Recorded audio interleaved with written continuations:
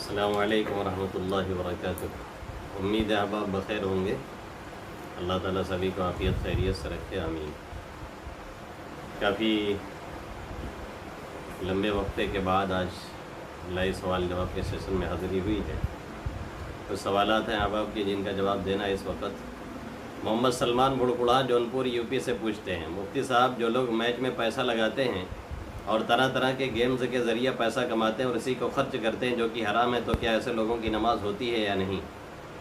نماز تو ان کی ہو جائے گی، باقی یہ کہ جو حرام کر رہے ہیں، حرام کما رہے ہیں، وہ الگ گناہ اس کا ہے۔ اور یہ تجربہ ہے کہ حرام خوری کی وجہ سے نماز وغیرہ کی توفیق آہستہ آہستہ چھن جاتی ہے، آدمی اس سے بہت دور چلا جاتا ہے۔ اس لیے ایسی حرام چیزوں سے، خاص طور سے جو ایک دم حرام قطعی ہیں، سود اور قمار جوا ہیں، اس سے بہت پرہیز کرنا چاہیے۔ وسیم احمد ممبئی سے پوچھتے ہیں، ایک مقتدی نماز میں شامل ہونا چاہتا ہے، جس وقت امام رکوع میں ہے، مقتدی تکبیر تحریمہ کے بعد ہاتھ باندھے یا سیدھا رکوع میں چلا جائے؟ محترم، اگر رکعت نکلنے کا خطرہ ہے، یہ خطرہ ہے کہ رکوع میں ہاتھ باندھ کر کے تکبیر تحریمہ کے بعد پھر رکوع میں جائیں گے، رکعت چھوٹ جائے گی، تو آپ اللہ اکبر کہہ کر کے بغیر ہاتھ باندھے ہوئے پھر اللہ اکبر کہہ کر کے رکوع میں چلے جائیں، یعنی ہاتھ باندھے نہیں، رکے نہیں۔ اور اگر امید یہ ہے کہ ہاتھ باندھیں گے اور اس کے بعد رکوع میں جائیں گے تو رکعت مل جائے گی، تو پھر ہاتھ باندھ لیں، پھر اس کے بعد اللہ اکبر کہہ کر کے رکوع میں جائیں۔ باہر صورت اگر آپ نے ہاتھ نہیں باندھا ہے اور دوسری تکبیر کہتے ہوئے آپ رکوع میں چلے گئے تو آپ کی نماز ہو جائے گی۔ محمد اکمل نگریہ امبیڈکر نگر یو پی سے پوچھتے ہیں، پوچھنا یہ ہے کہ اگر کسی آدمی کے پیچھے میرا دل گوارا نہ کرے نماز پڑھنے کا، تو اب مجھے کیا کرنا چاہیے؟ حافظ صاحب نماز پڑھتے نہیں پابندی سے، جب مسجد آ گئے تو مصلی پر کھڑے ہو جاتے ہیں۔ یہی تو المیہ ہے، یہ تو کسی کتاب میں نہیں لکھا ہے۔ بڑا مسئلہ یہ ہے کہ آج کل امام صاحب لوگ بھی پابندی نہیں کرتے ہیں، بہت غلط بات ہے۔ اور آپ نے لکھا ہے کہ وہ نماز کی پابندی نہیں کرتے، اور اگر وہ پڑھتے ہی نہیں، جیسے کہ ایک وقت کی پڑھا، 2 وقت کی پڑھا، 3 وقت کی چھوڑ دیا، ظاہر ہے فسق کر رہے ہیں، اور اگر سب لوگ جان رہے ہیں تو فجور ہے، فاجر آدمی ہو جاتا ہے۔ ایسے امام کو خود سے امام بنانا آپ نے پہلے بھی سنا ہوگا، مکروہ تحریمی ہے، اپنے خوشی سے امام نہیں بنانا چاہیے۔ لیکن اگر وہ پڑھا رہا ہے، کسی وجہ سے لوگ اس کے پیچھے پڑھ رہے ہیں، تو ان کے پیچھے پڑھ لینا یہی اولا ہے تنہا پڑھنے سے، یا تو پھر آپ کوئی اور مسجد دیکھیں۔ محمد عدنان کبیر نگر یو پی سے پوچھتے ہیں، زید کی بیوی کو ماہواری نہیں آتی، چیک کرنے پر معلوم ہوا کہ حمل ٹھہر گیا ہے، ابھی ایک چھوٹی لڑکی 1 سال کی جس کی پرورش بھی کرنی ہے، آگے گھر میں شادی وغیرہ کے بھی پروگرام طے ہے، اس صورت میں اسقاط حمل کرنا چاہیے؟ اس پر وضاحت فرمائیں۔ جو صورت آپ نے لکھی ہے اس صورت میں کوئی گنجائش نہیں نظر آ رہی ہے، اور یہ سمجھنا کہ اسقاط حمل سے آگے کے مسائل حل ہو جاتے ہیں، یہ بہت بڑی بیوقوفی والی بات ہے۔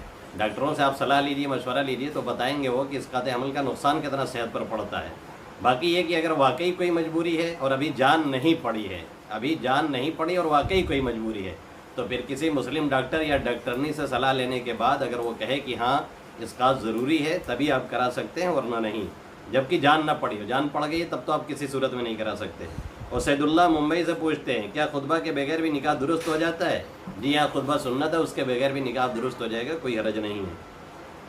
محمد ابراہیم سپاہ جونپور سے پوچھتے ہیں، ڈیجیٹل کیمرے سے ویڈیو بنانا کیسا ہے؟ اس میں علماء کا اختلاف رہا ہے، اور ضرورت کے مواقع پر بہت سے علماء نے اجازت دی ہے اور کہا ہے کہ کوئی حرج نہیں ہے، اس لیے بہت سے لوگ بنواتے اور بناتے ہیں۔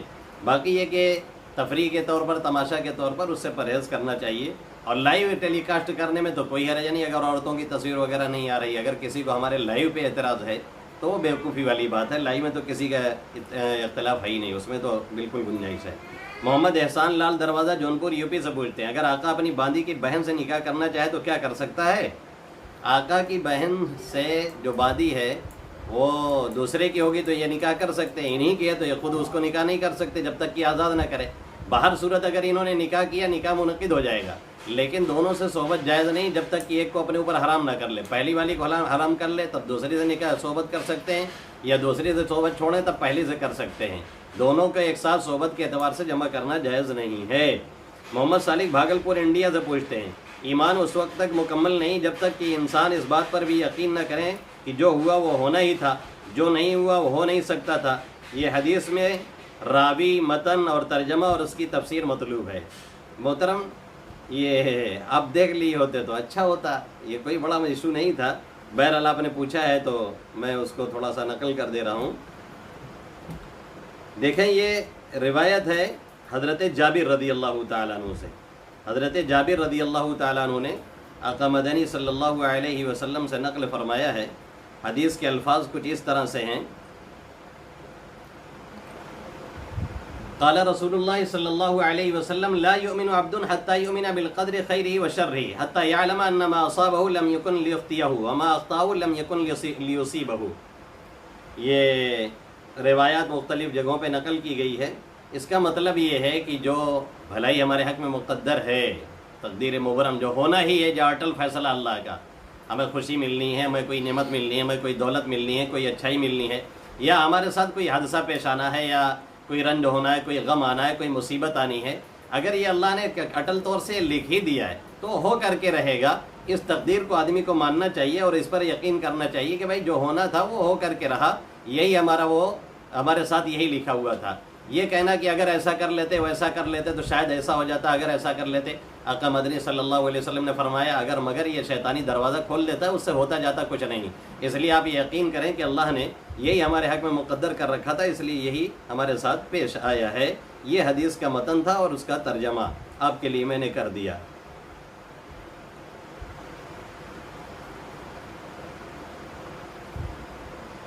محمد عمر 12 کلا جونپور یو پی سے پوچھتے ہیں محبت کرنا کیسا ہے اور محبت کر کے اس سے شادی کرنا کیسا ہے؟ یہی سوال آپ کو ملا تھا اور کوئی سوال نہیں ملا تھا؟ جانتے ہیں آپ کہ محبت کرنا خود سے کبھی ہو گئی کسی کے حادثاتی طور پہ، اس نے گناہوں سے اپنے آپ کو بچا لیا، پھر شادی ہو گئی تو شاید وہ برقرار رہ جائے. باقی یہ کہ لو لگانا ادھر ادھر، مسکال مار کے جگاڑ بیٹھانا اور اس کے بعد پھر آگے کارروائی میں مکمل کرنا، عام طور پہ اس سے شادیاں ہوتی نہیں ایسے لوگوں کی، اور ہو جاتی ہیں تو پھر چلتی نہیں. جیسے ایک صاحب تھے 6 مہینے تک پیچھا کیے تھے کہ دعا کرو فلاں جگہ شادی ہو جائے، اور جب ہو گئی تو 6 مہینے تک پیچھا کیے تھے دعا کرو کسی طرح چھٹکارا مل جائے. تو اس چکر میں آپ مت پڑے. باقی یہ ہے کہ بھائی جہاں بھی شادی کرنی ہے لڑکی کی رائے، اور لڑکی کی رائے لینا ضروری ہے، اس کی بھی پسندیدگی کا خیال کرنا ضروری ہے، ہماری شریعت بھی یہی کہتی ہے. محمد حمزہ گھوسی مئو یو پی سے پوچھتے ہیں مفتی صاحب کیا میک اپ کر کے عورتیں نماز پڑھ سکتی ہیں؟ آپ کو اس سے کیا ٹینشن ہے اگر وہ میک اپ کر کے نماز پڑھ رہی ہیں؟ اگر میک اپ میں کوئی نجس چیز نہیں ملی ہے تو بلا شبہ اس میک اپ کے ساتھ وہ نماز پڑھ سکتی ہیں. ہاں اگر کوئی ایسی چیز لگا لی جس سے وضو نہیں ہوتا اور باوضو نہیں تھی، پھر وضو کیا وہ چیز چھوٹی نہیں تو وضو نہیں ہوگا تو نماز نہیں ہوگی. عبدالکلام ڈھیما سلطان پور یو پی سے پوچھتے ہیں اگر رشتہ دار غریب ہو، صدقہ دینے والا رشتہ دار ہو تو کیا رشتہ دار کو صدقہ دینے سے ادا ہو جائے گا؟ جس کو دینا ہے اس کے گھر میں کمانے والا بھی ہے لیکن مالی حالت صحیح نہیں تو کیا صدقہ ادا ہو جائے گا؟ اگر آپ نے نفلی صدقہ کے بارے میں پوچھا ہے تو پھر نفلی صدقہ کسی کو بھی دیا جا سکتا ہے اور رشتہ دار کو دینے میں ڈبل ثواب ہے، ایک تو صدقہ کا، دوسرے صلہ رحمی کا. اور اگر آپ صدقات واجبہ یعنی زکوٰۃ وغیرہ کے تعلق سے پوچھتے ہیں تو ظاہر ہے جو اس کا مستحق آپ اسی کو دے سکتے ہیں، چاہے وہ رشتہ دار ہو، بشرطے کہ اصول فروع یعنی دادا دادی نانا نانی بیٹا پوتا نواسا یہ لوگ نہ ہوں. محمد صاحب سہارنپور یو پی سے پوچھتے ہیں سوال یہ کہ تجدید نکاح تجدید ایمان کیسے کی جاتی ہے، پورا طریقہ کار کیا ہے؟ بھائی آپ نے کوئی غلطی کی ہے، کوئی کفریہ جملہ بول دیا ہے، کوئی کفری عمل کہہ دیا جس سے ایمان سے نکل گئے ہیں، تو اب جیسے انداز سے کیا اسی انداز سے آپ کو پھر کلمہ پڑھنا پڑے گا. تنہائی میں کیا ہے 2-4 لوگوں کے سامنے کیا ہے تو 2-4 لوگوں کے سامنے کہہ دیں. عوامی پبلک پیلس میں آپ نے کیا ہے، سب لوگ جان گئے ہیں کہ آپ نے کفری عمل کیا ہے تو اسی انداز سے آپ کو توبہ کرنا پڑے گا، کیونکہ التوبہ بقدر الحوبہ، یہ ہے تجدید ایمان. اور تجدید نکاح یہ ہے کہ 2 گواہوں کے سامنے آپ کہہ دیں کہ ہم اپنی بیوی کو پھر سے اپنے نکاح میں رکھ رہے ہیں، یا باضابطہ آپ نکاح پڑھوا لیں، یہی پورا طریقہ ہے. اور کیا ہے؟ امتیاز احمد بھادو اعظم گڑھ مقیم حال دبئی سے پوچھتے ہیں مفتی صاحب پوچھنا یہ کہ جمعہ کے دن نماز میں آدمی زیادہ رہتے ہیں، مسجد پوری بھر جاتی ہے، کچھ لوگ باہر نماز پڑھتے ہیں، کچھ لوگ بلڈنگ کے نیچے اور روم پر پڑھ لیتے ہیں، سب سے کافی دوری ہوتی ہے، کیا نماز ہو جاتی ہے؟ دیکھیں اگر آپ مسجد کی حدود میں ہیں، جو مسجد بناتے وقت جو نیت کی گئی تھی جہاں تک اس کی حدیں ہیں، تب تو آپ کہیں بھی کھڑے ہو جائیں، سب میں ہوں، سب سے باہر ہوں، تنہا کھڑے ہوں، کراہت وغیرہ کچھ آئے گی لیکن آپ کی نماز ہو جائے گی. اور اگر آپ مسجد سے باہر ہیں حدود سے تو پھر صفوں کا اتصال ضروری ہے، یعنی ایک صف کے بعد جیسے دوسری صف لگتی ہے پھر تیسری لگتی ہے، ایسے صفیں لگی رہیں گی، اس کے پیچھے آپ کھڑے ہوں گے تب نماز ہوگی. اور اگر صفیں بیچ میں خالی ہیں تو پھر آپ کی نماز نہیں ہوگی. نظر عالم پندار بنارس یو پی سے پوچھتے ہیں مفتی صاحب میرا سوال یہ ہے کہ حدیث میں الفاظ موجود ہے غیبت کا گناہ اتنا ہے کسی نے اپنی ماں سے 36 مرتبہ زنا کیا، کیا ایسا ہے؟ دیکھیں حدیث میں آقا مدنی صلی اللہ علیہ وسلم نے فرمایا کہ سود کا گناہ، سود کے بعد 73 دروازے تقریباً قسمیں ہیں، اس میں سب سے ہلکا یہ ہے کہ کوئی آدمی اپنی ماں سے زنا کرے. 36 کا لفظ تو مجھے ابھی نہیں ملا، کوئی آدمی اپنی ماں سے زنا کرے. اور غیبت کے بارے میں یہ ہے کہ غیبت سب سے بڑا گناہ ہے، سب سے بڑا سود ہے. ان ارب الربا لاستطال فی ارض المسلم، سب سے بدترین سود یہ ہے کہ کسی مسلمان بھائی کی آبرو ریزی کی جائے یا بہن کی آبرو ریزی کی جائے، اس اعتبار سے اس کا جرم اور بڑھ جایا کرتا ہے. محمد عمار بھادو اعظم گڑھ یو پی سے پوچھتے ہیں مفتی صاحب پوچھنا یہ ہے کہ پیٹرول اور ڈیزل ٹرک والے جو نکال کر ڈھابا پر بیچ دیتے ہیں ढाबा वाले उसे कम कीमत में बेचते हैं तो उसकी खरीदो फरोख्त करना कैसा है? ज़ाहिर है ये एक चोरी है, खुली हुई चोरी है। अगर आप जानते हैं तो किसी भी सूरत में उसका लेना देना दुरुस्त नहीं है, और अगर आपको नहीं मालूम है, धोखे से खरीद लिया तो एक अलग बात है। सवाल जवाब का लाइव सेशन पूरा हुआ। अस्सलाम वालेकुम रहमतुल्लाहि व बरकातुहू।